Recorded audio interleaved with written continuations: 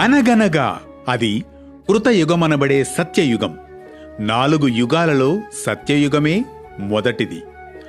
ఈ యుగంలో సత్యం, ధర్మం పరిపూర్ణంగా ఉన్న కాలం. శైవ పురాణం, లింగ పురాణం, స్కాంద పురాణాల ప్రకారం దక్షుడు బ్రహ్మదేవుని మానసపుత్రుడు. ఒకనాడు దక్షుడు యాగం తలపెట్టి అందరినీ ఆహ్వానిస్తాడు. తనకు నచ్చని శివుణ్ణి వివాహం చేసుకుందనే కారణంతో అల్లుడైన శివుణ్ణే కాదు, కుమార్తె అయిన సతీదేవిని కూడా ఆహ్వానించాడట దక్షుడు. తండ్రి కదా, సరేలే అనుకుని పిలవకపోయినా పుట్టింటికి వెళ్లి సతీదేవి ఎన్నో అవమానాలను ఎదుర్కొంటుంది.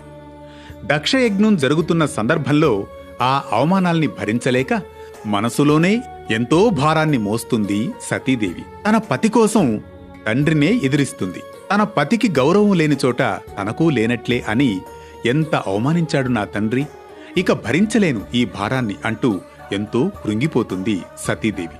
విషన్న వదనంతో ఈ భువిపై నేనిక జీవించలేను అని మనసులోనే కృంగిపోతుంది. తక్షణమే అగ్నిలో దూకేస్తుంది. ఈ విషయాన్ని మనోనేత్రంతో తెలుసుకుంటాడు ఆ శివుడు. వెంటనే యోగ సమాధిలోంచి మేల్కొంటాడు, ఆగ్రహోదగ్రుడవుతాడు. శివుడు, సతీ, నీవు లేని మరుక్షణం ఇక యజ్ఞమైనా సరే ఇక ధ్వంసమే అంటూ వీరభద్రుని సృష్టిస్తాడు. దక్షయజ్ఞాన్ని ధ్వంసం చేస్తాడు.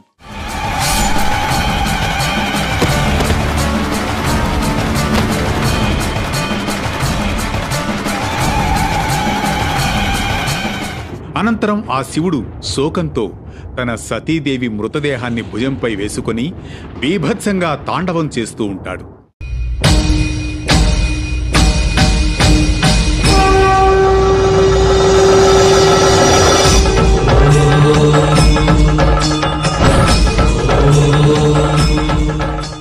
ఆ సమయంలో సృష్టి మనుగడకు ఆటంకమవుతుందని గ్రహించిన నారదుడు, ప్రభో, ఈ సృష్టికి ఆటంకం కలగనుంది.